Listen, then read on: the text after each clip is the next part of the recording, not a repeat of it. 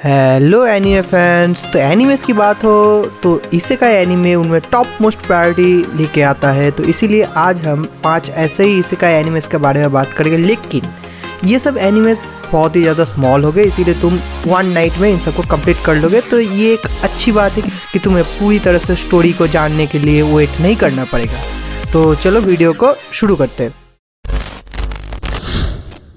तो फर्स्ट जो एनीमे है उसका नाम है how a realistic hero rebuild the kingdom. तो इसमें 24 एपिसोड्स है और जस्ट 2 ही सीजन्स है, तो इसको तुम लोग वन नाइट में ज़रूर कंप्लीट कर लोगे। तो ये थोड़ा सा यूनिक स्टोरी है क्योंकि इसमें हमारा जो मेन कैरेक्टर है वो उसको समन किया जाता है हमारे वर्ल्ड से अनदर वर्ल्ड में। अब वहाँ पर जाने के बाद सडनली दिखाया जाता है कि किंग जो है वहाँ के वो उसको अपना किंगशिप दे देते हैं, मतलब उसे ही किंग डिक्लेयर कर देते हैं। तो पहले तो मुझे भी डाउट हुआ कि ऐसा क्यों होता है, लेकिन तुम लोग धीरे धीरे जान सकोगे कि उसको क्यों डिक्लेयर किया जाता है किंग। और उसका काम होता है कि उस किंगडम को प्रोटेक्ट करना, क्योंकि किंगडम में जो इंटरनल डिस्टर्बेंस है या फिर वहाँ पर जो कॉन्स्पिरेसीज है या फिर उनका जो इकोनॉमिक पॉलिसीज है वो बहुत ही ज़्यादा डिक्लाइन में है, इसीलिए किंगडम पूरी तरह से ख़त्म होने का है।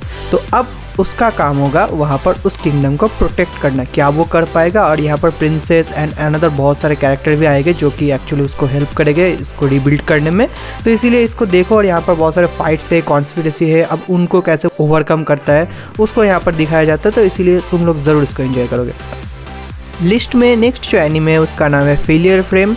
इसमें 12 एपिसोड्स है और इसमें तुम्हें डब अवेलेबल मिल जाएगा।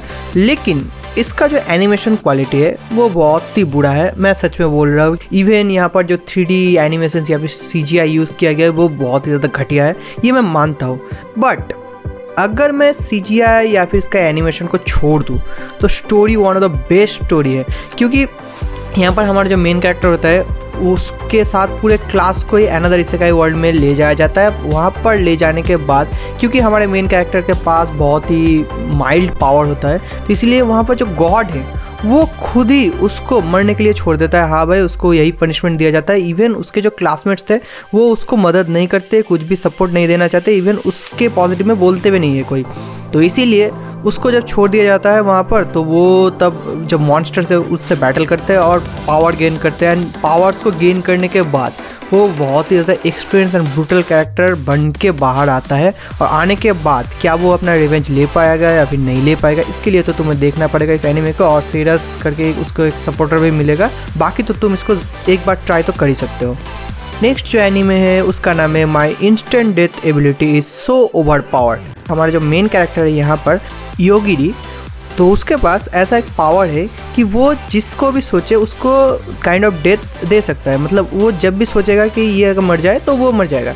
तो ये पावर उसके पास है और इसे यूज़ करके जब उसके पूरे क्लास को इसेकाई वर्ल्ड में ले जाया जाता है तब उसके पास और हमारी जो मेन फीमेल कैरेक्टर है टोमोचिका, उसके पास, इन दोनों के पास काइंड ऑफ स्टेटस या फिर जो पावर्स बार है वो नहीं आता है, इसीलिए उनको अबैंडन कर दिया जाता है। एंड बाकी क्लास मेंबर्स जो है वो वहाँ पर जो प्रिस्टेस है उसके साथ चले जाते हैं। और वहाँ पर जाने के बाद इन लोगों को मरने के लिए छोड़ दिया जाता है। और बट जो योगिरी है वो अपने पावर को यूज़ करके किसी भी ऑब्स्टिकल से वो बच जाता है। और बचने के बाद भाई वो जब आता है सभी क्लासमेट्स के साथ या फिर जो एंजल प्रिस्टेस है उन सब के ऊपर वो रिवेंज लेता है। और भाई यहाँ पर मज़ा तुम्हें ज़रूर आएगा, क्योंकि जब भी उनके साथ कोई बुरा करना चाहता है तो उनको पनिशमेंट और कुछ नहीं, डायरेक्ट डेथ मिलता है। तो इसीलिए सेटिस्फैक्शन लेवल तो भाई 100 है यहाँ पर। नेक्स्ट जो एनीमे है इसका नाम चोयू या फिर हाई स्कूल प्रोडिजीज है। अब मेरा प्रोनाउंसिएशन शायद ठीक नहीं है नाम में, बट देख लेना स्पेलिंग यहाँ पर। और अगर मैं बोलूँ तो one of the best isekai anime ये है, क्योंकि यहाँ पर 7 प्रोडिजीज है, वो जापान में से है और उनका जो प्लेन है वो क्रैश होकर अनदर वर्ल्ड में चला जाता है। वहाँ पर जाने के बाद वो लोग एक विलेज में रुकते हैं और जो एक्चुअली विलेजर्स होते हैं वही उनको सेव करता है। और उसके बाद वो जब रिकवरी लेते हैं तो उनको लगता है कि इस विलेज में थोड़ा बहुत कंस्ट्रक्शन या फिर उनके डेवलपमेंट में इनको मदद करना चाहिए। और एक्चुअली जो किंगडम है वो उन लोगों के ऊपर टॉर्चर भी करता है, उनसे टैक्स लेना या फिर उनको जो बिजनेस राइट्स है वो ना देना, इन सब बहुत तरह से मतलब उनको बहुत ही ज़्यादा एक्सप्लॉइट करता है। तो इसीलिए वो लोग अपने जो नॉलेज है इन सब को यूज़ करके वो जो विलेजर्स है उनको डेमोक्रेसी देना चाहते हैं। इवन उनके जो बिजनेस है उनमें भी वो लोग बूम करना चाहते हैं और वो करते भी है, इसलिए धीरे धीरे वहाँ पर डेवलप भी करते हैं। लेकिन उसके साथ साथ जो किंगडम है उसके साथ उन लोगों की जो हॉस्टाइल रिलेशन है वो स्टार्ट हो जाता है। यहाँ पर बहुत सारे बैटल्स भी है, इवन वो लोग बहुत ज़्यादा पावर भी यूज़ करते हैं, डार्क मैजिक, ब्लैक मैजिक, सब कुछ यहाँ पर मिलेगा, फाइट्स, एक्शन, तुम लोग डिसअपॉइंट नहीं होगे, ये मैं गारंटी दे के कह सकता हूँ इस एनीमे में। नेक्स्ट लिस्ट में जो एनीमे है उसका नाम है वर्ल्ड्स फाइनेस्ट असैसिन रीइंकार्नेटेड। तो यहाँ पर हमारा जो मेन कैरेक्टर होता है वो इस वर्ल्ड में एक असैसिन होता है और उसकी किसी वजह से बिट्रेयल के रीज़न से यहाँ पर डेथ हो जाती है और होने के बाद उसको गॉड एक वर्क देता है कि अनदर वर्ल्ड में जाने के बाद उस वर्ल्ड में जो मेन हीरो होने वाला है उसको मारना पड़ेगा आफ्टर वो डिमॉन लॉर्ड से बैटल कर ले। तो वहाँ पर वो जब न्यू रीइंकार्नेशन होता है तो वो एक असैसिन फैमिली में उसका रीइंकार्नेशन होता है और वहाँ पर उसका नाम होता है लू। तो अब वो अपना जो टीम है वो तैयार करेगा, इवन वो बहुत सारे फीमेल कैरेक्टर भी वहाँ पर प्रोटेक्ट करते हैं और एक्चुअली वहाँ पर रोमांस के ऊपर फोकस कम किया जाता है और मिशन के ऊपर ज़्यादा फोकस किया जाता है। तो इसीलिए मुझे ये एनीमे बहुत ज़्यादा पसंद है और भाई फाइनली जाने के बाद वहाँ पर दिखाया भी जाएगा कि वो कैसे अपने आप को ओवरपावर्ड करता है या फिर वो जो गन्स है वो तो वहाँ पर यूज़ नहीं कर सकते, उसका रिप्लेसमेंट कैसे बनाता है या फिर इन सब के ऊपर यहाँ पर फोकस किया जाएगा। देन एक बोनस एनिमे है, इसका नाम है chilling in another world with level 2 cheat skill power. अब अगर तुम्हें बहुत ज़्यादा वायलेंस, एक्शन इन सब में ज़्यादा इंटरेस्ट नहीं है, तुम थोड़ा सा मतलब रिलैक्सिंग इसे का देखना चाहते हो तो ये तुम्हारे लिए है। यहाँ पर नॉर्मल 12 एपिसोड है, इसको भी तुम एक रात में कंप्लीट कर सकोगे। तो यहाँ पर हमारा जो मेन कैरेक्टर होता है वो एक वर्ल्ड से अनदर वर्ल्ड में समन किया जाता है।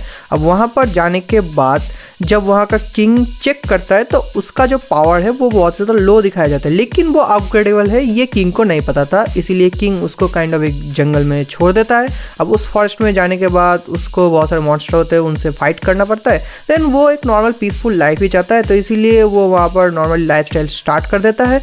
और यहाँ पर अगर तुम लोग देखो तो उसको एक डिमॉन से मतलब काइंड ऑफ लव हो जाता है और उन दोनों में शादी भी हो जाती है। उसको बहुत सारे कॉमेट्स भी मिलते हैं जिनको वो ट्रेन भी करता है और जो डिमॉन किंग है एक्चुअली वो उसका बहुत ज़्यादा दोस्त हो जाता है, क्योंकि वो एक्चुअली ओवरकम करके अपने आप को बहुत ज़्यादा ओवरपावर्ड होके आता है। तो इसलिए कोई उससे हॉस्टाइल रिलेशन करना नहीं चाहता। इवन जो किंग है उसकी जो डॉटर है वो भी उसको रिकॉग्नाइज कर देती है। तो इसलिए यहाँ पर सब कुछ हैप्पी हैप्पी चलता है और यहाँ पर थोड़े बहुत ऊपर नीचे वाले मोमेंट्स में है, बट यार ओवरऑल ये बहुत ज़्यादा फाइन एनीमे और हैप्पी एंडिंग के साथ आता है। तो इसलिए इसको भी तुम लोग ट्राई कर सकते हो और अगर वीडियो तुम्हें अच्छी लगे तो वीडियो को एक लाइक एंड शेयर तो कर ही सकते हो। तो बाय। Yeah.